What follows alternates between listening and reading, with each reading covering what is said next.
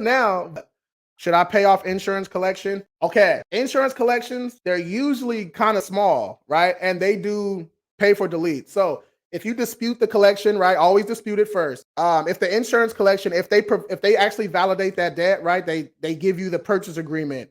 They give you some statement. They give you a copy of the original contract that you had with the insurance company. Then you can do it, pivot to a pay for delete. All right, because the insurance is kind of it's a weird thing because you don't think Geico and AAA talk, right? They got their own little networks where all our data is stored. You know what I'm saying? So the same thing if you got hella claims, right? You got hella you get in hella accidents. How you think they know? You know what I'm saying? So they got their own little network they use.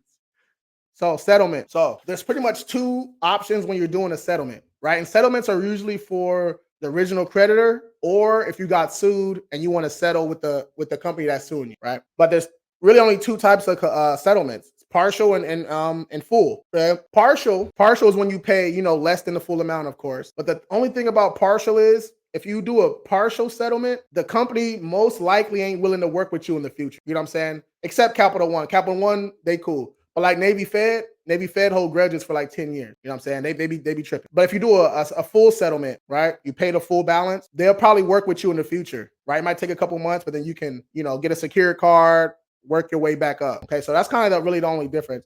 Now the court one is different, right? If you're being sued by a collection agency or sued in general by a company, you can settle before you even go to trial, right? You can settle. Okay. So that's the other type of settlement. And a lot of the times, if you're already getting sued, a low settlement might be the way to go, okay? Because the collection agency, they can't even sue you unless they've reached out to you, you didn't respond, or they might have validated that debt correctly. There's all kind of different reasons. But the main reason why you get sued is because, let's say I'm King Credit Collections, all right? So King Credit Collections buys your debt from Capital One, all right?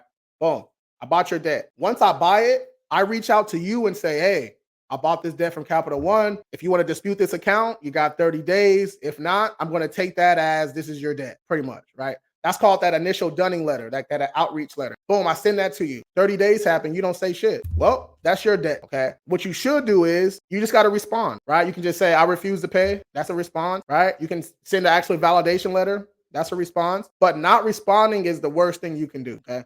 You guys, this is just credit, right? It's just a collection. This ain't federal court. They're not going to come take you to jail. All right. Stop being scared of these collection agents. They not Debo.